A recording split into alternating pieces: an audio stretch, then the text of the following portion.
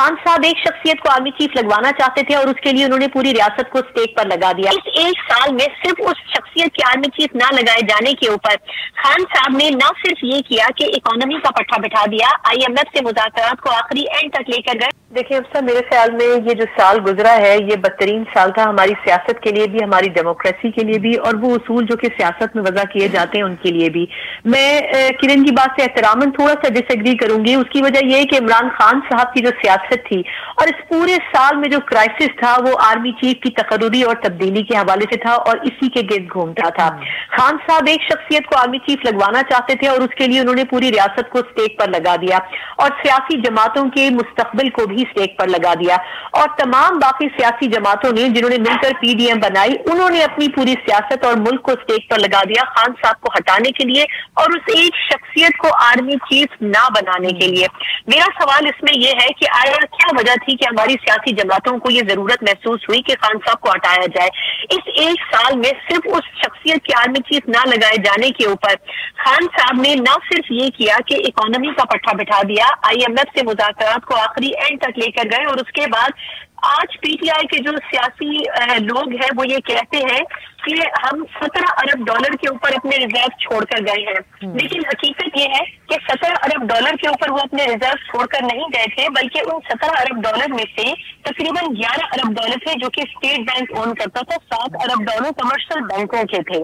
उसके अलावा 11 अरब डॉलर में से भी 4 अरब डॉलर एक्चुअली स्टेट बैंक की मलकियत थे, बाकी 7 अरब डॉलर वो थे जो कि चीन, सऊदी अरब और UAE ने हमारी फॉरेन रिजर्व्स को स्टेबल करने के लिए दिए थे। लेकिन खान साहब के हामी ये कहते हैं कि जी हम 20 अरब डॉलर छोड़ के गए। हकीकत आज भी इससे कुछ बदली नहीं है।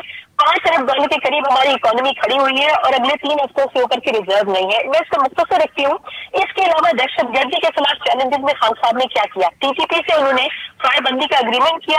वो फायरबंदी का एग्रीमेंट जब 28 नवंबर को खत्म हुआ तो उसके बाद TTP ने बदांगे दहल कहा कि जी हम पूरे मुल्क में एहतजाज के अलावा मर्दों के साथ पूरे मुल्क में हम अटैक्स करेंगे और वो अटैक्स हम पब्लिक प्लेसेस के ऊपर नहीं करेंगे, बल्कि वो अटैक्स हम करेंगे सिक्योरिटी फोर्सेस के ऊपर, पुलिस के ऊपर और इदारों के ऊपर, और उन्होंने करने शुरू कर दिया। मेरा सवाल इसमें यह है कि वो नेशनल एक्शन प्लान कहाँ गया जो कि PDM की जमातों ने बनाया था और उसमें पाकिस्तान तहरीक इंसाफ के 2 सेंस भी शामिल थे, उसके ऊपर काम नहीं हो सका। बन्नो CTD का जो अटैक हुआ, आपको याद होगा CTD बन्नो की जो रिपोर्ट है जब सूबाई हुकूमत को दी गई है तो उन्होंने कहा कि ना हमारे पास अफसरान है, ना हमारे पास इक्विपमेंट है, ना रिसोर्सेज है, हमारे पास कोई चीज अवेलेबल नहीं है। तो ये जो सूबाई हुकूमत के दावेदार है, जिसमें बैरिस्टर सैफ साहब ने आज गुफ्तगू करते हुए ये कह दिया कि जी ये तो सूबाई हुकूमत बहुत कुछ करती रही है।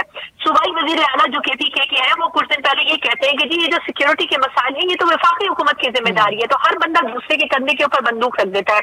सिक्योरिटी के मामला के ऊपर ना PTI कुछ कर सकी और ना ही मौजूदा हुकूमत ने कुछ किया। आज तकरीबन 2 माह के अटैक्स के और तय दर पे वाकयात के बाद कल भी जो एक अटैक हुआ है उसके बाद जाके कहीं हमने देखा कि हमने नेशनल सिक्योरिटी कमेटी का जो इजलास है हमने तलब किया, वो भी 2 रोजा कोर कमांडर्स कॉन्फ्रेंस के बाद। तो जो बेसिक फैक्टर्स थे जिनके ऊपर इस हुकूमत को भी और साबका हुकूमत को काम करना था, किसी ने नहीं किया।